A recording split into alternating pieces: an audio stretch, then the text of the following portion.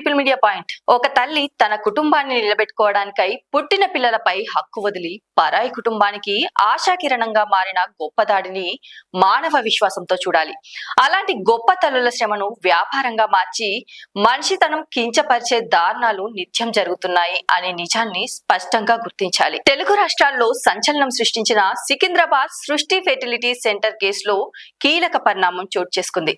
ఈ కేసులో ప్రధాన నిందితురాలైన డాక్టర్ నమ్రత విచారణలో తన నేరాన్ని అంగీకరించినట్లు పోలీసులు వెల్లడించారు. సరోగసి ముసుగులో ఈమె నడిపిన శిశువుల క్రయ విక్రయాల దందకు సంబంధించిన షాకింగ్ నిజాలు ఆమె వాంగ్మూలంతో బయటపడ్డాయి. డాక్టర్ నమ్రత ఒక వ్యవస్థీకృత నెట్వర్క్ ను ఏర్పాటు చేసుకుని ఈ మోసాలకు పాల్పడ్డారు. సికింద్రాబాద్ తో పాటు విజయవాడ, విశాఖపట్నంలోని ఫెర్టిలిటీ సెంటర్లను నిర్వహిస్తూ సంతానం లేని దంపతులను లక్ష్యంగా చేసుకున్నారు.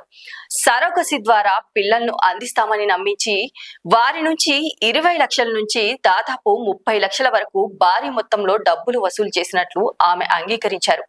ఈ దందా కోసం ప్రత్యేకంగా ఏజెంట్లను నియమించుకొని ఆర్థికంగా వెనుకబడిన గర్భిణులను గుర్తించేవారని విచారణలో తేలింది. వారికి డబ్బు ఆశ చూపి ప్రసవం తర్వాత బిడ్డను తమకు అప్పగించేలా ఒప్పందాలు చేసుకునేవారు. అలా కొనుగోలు చేసిన శిశువులను తమ వద్దకు వచ్చిన దంపతులకు సరోగసి ద్వారా జన్మించినట్లుగా నమ్మించి అప్పగించేవారని డాక్టర్ నమ్రత తన నేరాంగీకార పత్రంలో పేర్కొన్నట్లు సమాచారం.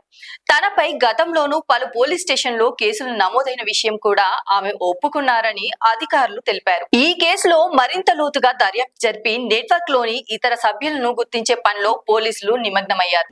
లైక్ చేయండి, షేర్ చేయండి, సబ్స్క్రైబ్ చేయండి. మరిన్ని వీడియోల కోసం బెల్ సింబల్ పై క్లిక్ చేయండి.